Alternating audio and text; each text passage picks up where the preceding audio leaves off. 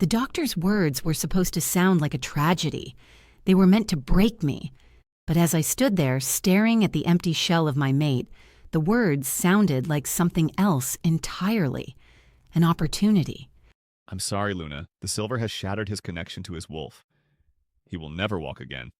I let the silence hang in the air, letting the weight of his diagnosis settle on him. I turned, my eyes meeting his. He was strong, compassionate, and most importantly, he was whole. Everything my mate was not. Dr. Je, could I have a word? In your private study. Of course. The lie came so easily, wrapped in a veneer of heartbreak. I let my shoulders tremble, my voice catching just enough to sound vulnerable. A Luna can't rule beside a ghost, Doctor. The pack needs strength. I need strength. He is still our alpha. He needs you now more than ever. I closed the distance between us, my eyes never leaving his. I let him see the desperation, but I let it twist into a different kind of hunger. But a Luna can't be strong all by herself, Doctor. She needs a steady hand to guide her. Someone whole. Before we dive in, if this is your first time listening to one of our audiobooks, hit that subscribe button. Your support means the world to us, and it helps us bring you more powerful stories like this one. Stick around until the very end of the video and let me know where in the world you're listening from. Now, let's begin. Chapter 1. The scent of scorched silver and blood was the only thing I could smell, the only thing I could taste. It clung to the back of my throat, a permanent reminder of the moment my world shattered.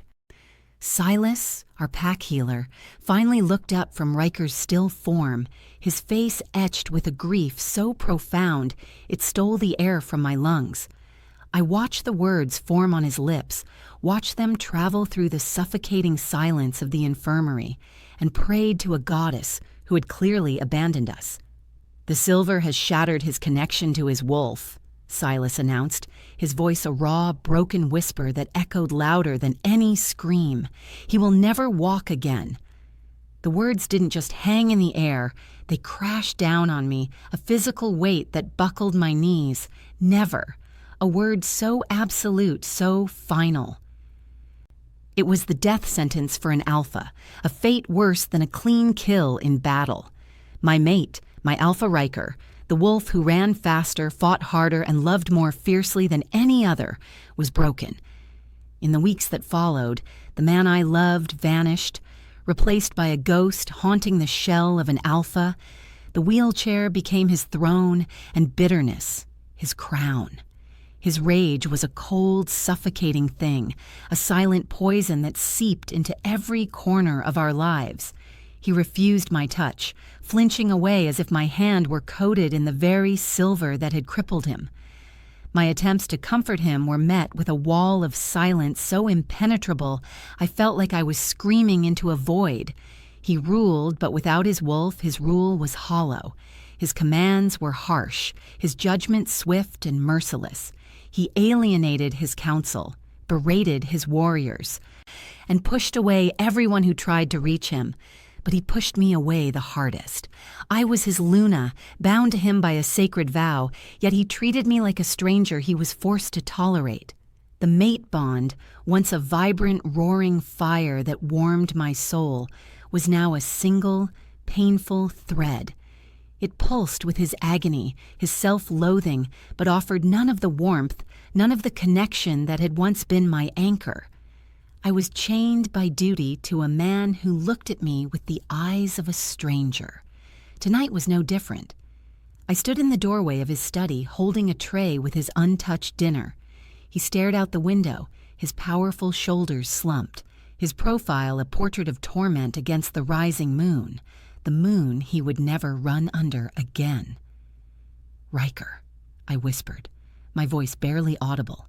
He didn't turn. "What do you want?" "Aspen?" The question was flat, devoid of emotion. I just thought, "You should eat something." "Leave it." I hesitated, my heart aching with a familiar, hopeless pain. "Please, just talk to me." Slowly he turned his head, and the cold fury in his eyes made me take an involuntary step back. "Talk about what?" he snarled, his voice dangerously low. "About how the great Alpha Ryker is now a useless cripple? About how his Luna looks at him with pity in her eyes? There is nothing to say." He turned back to the window, a clear dismissal. I was a ghost in my own home, a queen with no king, a mate with no partner. As I turned to leave, my spirit cracking under the weight of his silence, he spoke one last time, his words like shards of ice. "Close the door on your way out," he commanded. "I need to speak with my beta, alone." Chapter 2. His words from the night before still echoed in my ears, a constant reminder of the chasm between us. I had become an expert at pretending, at holding my head high and playing the part of the unshakable Luna, even as my world crumbled from the inside out. That pretense shattered in the middle of the pack council meeting. The air in the war room was thick with tension as our top warriors debated how to handle a rival pack encroaching on our southern border. I listened silently, just as Ryker expected me to, until our beta, Jackson, proposed a plan that would put our youngest sentries at incredible risk. "There's another way," I said, my voice quiet but clear. "If we reroute the patrols through the Blackwood Pass, we can create a choke point. It's a longer route, but safer." Every head turned to me, a flicker of surprise. Then respect in Jackson's eyes. But then I saw Ryker's face. His expression was thunderous. "We don't have time for scenic routes, Aspen," he snapped, his voice ringing with contempt. He wheeled his chair forward, his knuckles white where he gripped the wheels. "Your sentiment is a weakness. This pack needs a warrior, not a nursemaid." He leaned forward, his voice dropping to a venomous snarl that everyone could hear. "Your pity is a poison I don't need, especially not in here." The humiliation was a physical blow, hot and sharp. He hadn't just disagreed with me, he had dismissed me, stripped me of my title and my dignity in front of his entire council. I stood, my chair scraping harshly against the stone floor, and walked out without another word, my heart in pieces. I didn't stop walking until I reached the infirmary. The air here was different, clean and calm, smelling of dried herbs and healing salves. It was the one place I felt useful, the one place the silence wasn't filled with anger. Silas was at a table, grinding herbs with a mortar and pestle. He looked up as I entered, his kind eyes taking in my tear-streaked face. He didn't ask what happened. He didn't have to. He simply pushed a small bowl of lavender buds toward me. "I could use some help with this, if you have a moment," he said softly. My hands were shaking as I took the pestle. The simple, repetitive motion of grinding the herbs was grounding. The minutes stretched on, filled only with the soft scrape of stone on stone. It was a comfortable silence, a healing one. "He hates me," I finally whispered, the words I hadn't dared to speak aloud. Silas stopped his work. "He doesn't hate you, Aspen. He hates what he's become." "It feels the same." "I know," he said, and the genuine empathy in his voice made a fresh wave of tears well in my eyes. We started talking then, first about the pack's anxieties, then about my fears for Willow, our daughter, who was growing quieter each day. Silas just listened, his presence a steady, unwavering anchor in my storm. I found myself telling him things I hadn't even admitted to myself. For the first time in weeks, I didn't feel like a broken Luna. I just felt like Aspen. I don't know how many hours passed. The sun began to set, casting long shadows across the infirmary floor. A fleeting thought of Willow crossed my mind. I had promised to help her with her lessons before bed, but the thought of leaving this sanctuary, this bubble of peace, was unbearable. "I'll go in a little while," I promised myself. "You have a good heart, Aspen," Silas said, interrupting my thoughts. "Don't let his darkness extinguish your light." My breath hitched. I looked down at my hands, which were now still. Silas reached across the table and gently placed his hand over mine. His skin was warm, his touch firm and reassuring. It wasn't the fiery, possessive touch of my mate, but something else entirely. A touch of quiet strength, of profound comfort. A jolt, sharp and unexpected, shot up my arm. It was a spark of warmth in the desolate cold I'd been living in, a feeling so foreign and so potent that it scared me more than Ryker's rage. Chapter 3. That spark of warmth became a lifeline. The infirmary, once a place of healing for others, became a sanctuary for me.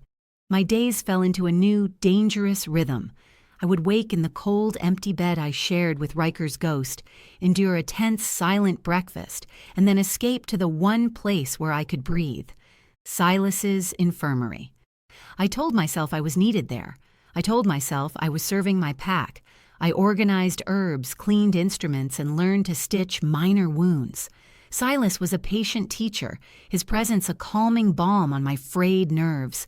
With him, the crushing weight of being a failed Luna lifted, and I was just Aspen, a woman with capable hands and a purpose. I was so wrapped up in my own pain, soothed by this new emotional reliance, that I became blind to everything else. The first tremor of the earthquake to come started with my daughter. Willow stood in the training grounds, her small shoulders slumped. Her trainer, a kind but firm she-wolf named Kalia, knelt before her. "The rabbit went this way, little one," Kalia said gently, pointing to the faint tracks in the dirt. "You know this. What's wrong?" Willow just stared at the ground, her bottom lip trembling. She had always been a natural, her senses as sharp as any pup her age. But for weeks she had been distracted, lost in a world of her own. "Willow, you can talk to me," Kalia urged. A single tear traced a path through the dust on Willow's cheek. "Mommy doesn't come home anymore," she whispered, her voice so quiet it was almost lost to the wind. "She stays with healer Silas." Kalia's expression softened with pity. That pity was the spark, and the pack was the kindling. Kalia mentioned it to another mother that evening, her voice laced with concern for the Alpha's pup. That mother told 2 more. The rumor started as a whisper, a sympathetic sigh for the poor Luna, forced to seek comfort from the only kind man left in her life. But whispers have a way of twisting in the dark. As I spent more and more time with Silas, laughing as we sorted through rare herbs, sharing stories of our childhoods, the pack's perception began to shift.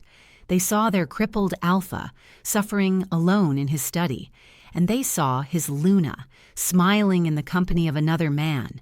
The narrative changed from the grieving mate to the absent mother, from the comforted Luna to the healer's shadow.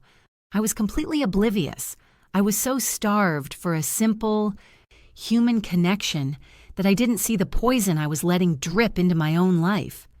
One evening, I finally left the infirmary well after dusk, my cheeks still warm from a shared laugh with Silas over a mislabeled jar of herbs. As I walked through the great hall, I felt it for the first time. The cold. It wasn't the chill of the night air, it was the atmosphere. Conversation stopped as I passed. The respectful nods I was accustomed to were replaced with stares, hard, accusing stares that made the hair on my arms stand up. I saw 2 warriors lean their heads together, their eyes following me as they spoke in low murmurs. I quickened my pace, a knot of confusion and dread tightening in my stomach. When I finally reached the safety of my chambers, I felt a desperate need to see my daughter. I pushed open Willow's door quietly. She was already asleep, her small face troubled even in her dreams. I knelt by her bed, my heart aching with a sudden, sharp guilt.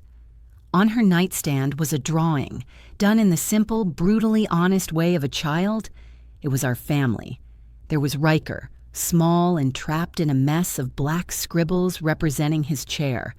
There was Willow standing beside him, a single tear falling from her eye. And then there was me.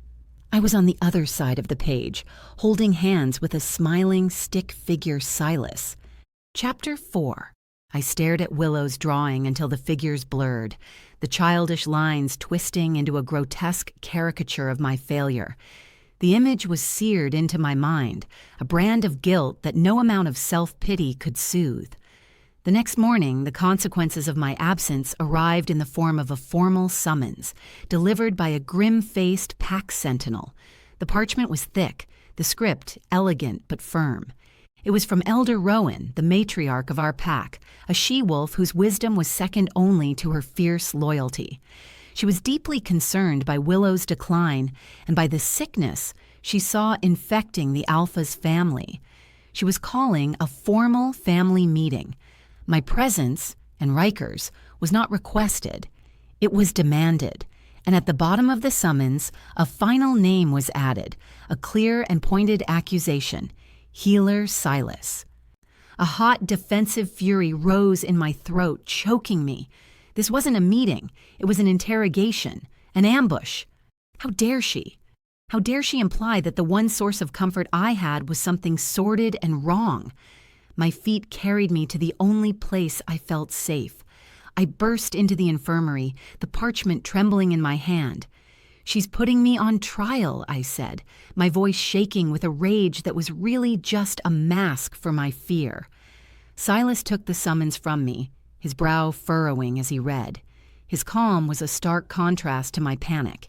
He placed the parchment on the table and met my gaze, his own clear and steady. "Then we will face it together," he said simply. "You don't have to do this, Silas. This is about me." "No," he corrected gently. "This is about them twisting an act of kindness into a weapon. They misunderstand. They see shadows where there is only light. I will be there, Aspen. I will not let them tarnish your honor or mine." His loyalty was a balm, soothing the ragged edges of my anger. He believed in the purity of our connection, and his conviction bolstered my own. He saw it as a misunderstanding. I clung to that word, that simple, hopeful explanation for the darkness I felt closing in around me. The sentinel who delivered my summons had also delivered one to Ryker. I found him in his study, the parchment sitting on the desk beside his clenched fist. He didn't need to read it. I could see in his eyes that he already knew. "Elder Rowan has requested our presence," I stated, my voice more formal than it had been in months. "And Silas's." Ryker's eyes, cold and distant for so long, now held a new, sharper glint. Suspicion. It was a dark, ugly thing, and it was aimed directly at me. He had been so lost in his own world of pain that he hadn't noticed the whispers, but now the pack's judgment was being delivered directly to his door, and he was finally looking for someone to blame. "I'll be there," he said, his voice a low growl. He picked up the summons, his gaze dropping to Silas's name at the bottom of the parchment. He ran his thumb over the ink, a slow, deliberate motion that sent a chill down my spine. He looked back up at me, and for a fleeting, terrifying moment, I didn't see my broken mate. I saw the Alpha, the possessive, territorial predator who had claimed me as his own, and I saw the question burning in his eyes, the one he didn't have to ask, the one that the entire pack was now demanding an answer to. Chapter 5. The Elders' Council chamber felt like a cage. The air was thick and still, heavy with unspoken accusations. Elder Rowan sat at the head of the polished oak table, a formidable presence, her eyes missing nothing. Ryker was positioned at her right, a silent, brooding storm in his wheelchair. Silas stood near the door, his calm demeanor a stark contrast to the tension gripping the room. I sat opposite my mate, feeling like a butterfly pinned to a board. Rowan let the silence stretch, her gaze moving from Ryker's stony face to my own rigid posture. Finally she spoke, her voice deceptively soft. "Thank you for coming. I did not call this meeting to pass judgment, but to find healing. Our pack is only as strong as its heart, and its heart is the Alpha's family." Her eyes settled on me, their gentle warmth sharpening into a piercing point. "So I ask you directly, Aspen," she said, her voice cutting through the pretense. "Why have you abandoned your mate and your daughter?" The question was a physical blow. Abandoned. The word was a branding iron against my skin. My first instinct was to lash out, to defend the pure, comforting connection I had with Silas. But as I looked at Rowan's implacable face and the cold suspicion in Ryker's eyes, a different, more desperate instinct took over. The instinct to survive. A story began to form in my mind, a shield crafted from half-truths and careful omissions. I let a tear slip down my cheek, a single calculated drop of sorrow. "I have not abandoned anyone," I whispered, my voice trembling with manufactured pain. "I have been cast out." I looked at Ryker, forcing myself to meet his glare. My mate is lost in a pain I cannot reach. His grief has become a fortress, and its walls are made of rage. He won't let me in. He won't even let me touch him. The words were true, and their truth made the lie that followed all the more believable. My gaze shifted to Silas.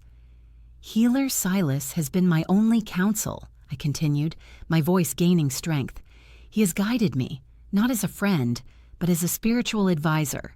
He has been teaching me meditative techniques, helping me channel my energy to pray for my mate's recovery.